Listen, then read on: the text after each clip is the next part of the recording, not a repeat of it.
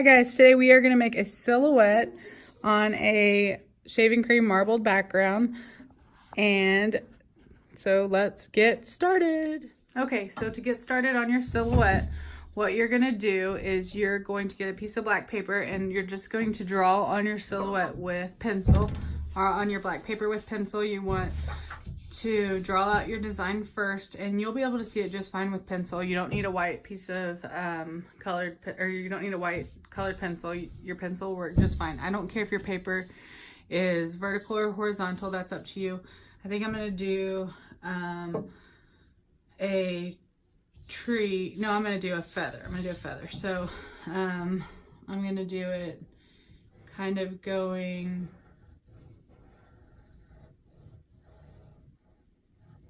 and it's okay if you make a mistake, it's okay if you erase. This side of your paper is really not going to show through. I should have done the center of my feather. When you're drawing, whatever you draw on the inside of your shape is not going to be seen. So if you draw details on the inside, it really doesn't matter because that's not going to show.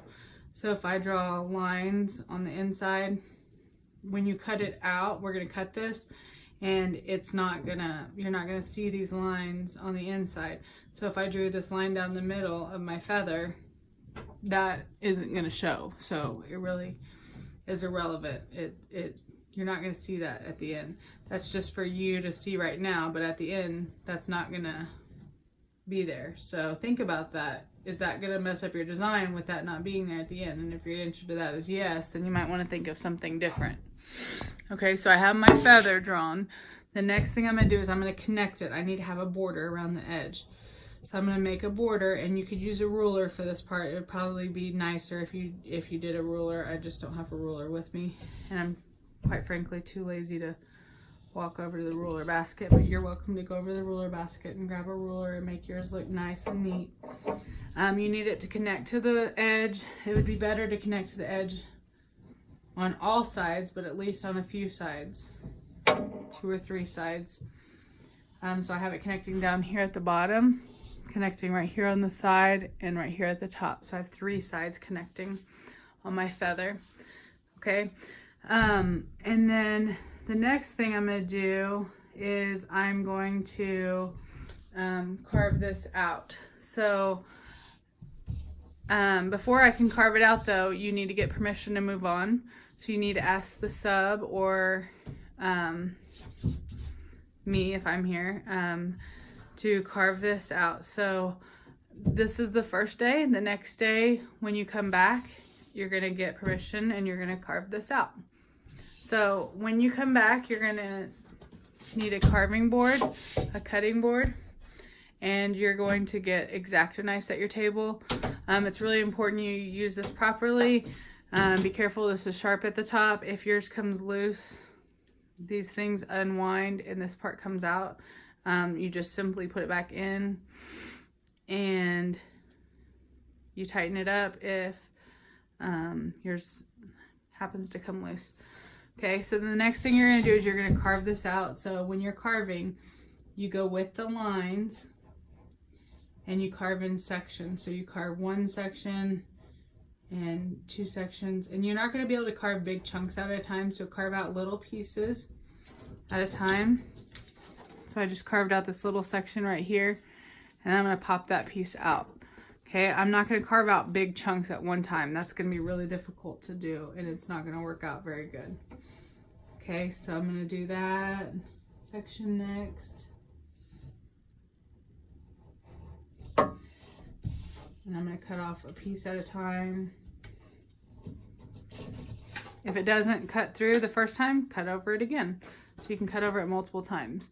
So I'm going to finish carving out this. I want to leave it connected to the border piece, and I want to leave my piece connected to the border on each side, and I want to leave it connected as one piece. I don't want any pieces where it's where they are not connected. Okay, so I'm gonna finish carving this and I'll show you what it looks like when I'm done.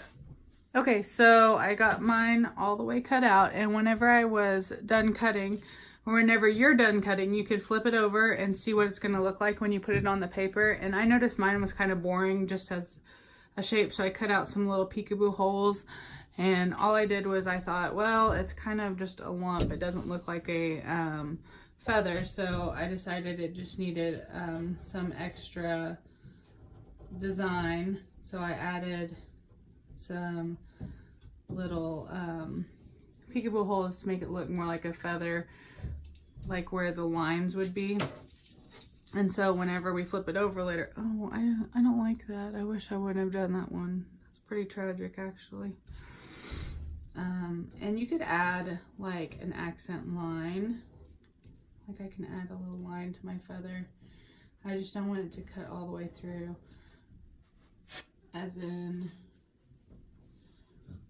I don't want it to be, to separate my actual feather. So, I wouldn't recommend freestyling it like I'm doing right now too much, because you could do what I just did and make a cut, and then you can't really put it back once you're done. So, there's what my feather's gonna look like when I flip it over. Like I told you in the beginning, whatever we draw, we're always gonna glue down. When we go to glue this down, we're gonna glue it down, pencil line down. So we'll glue it down like this on our other paper. Okay, so once you get all your cutting done, then on our last day, I'm gonna show you another demo video how we do the back paper, and then we'll glue this down. So happy cutting, bye.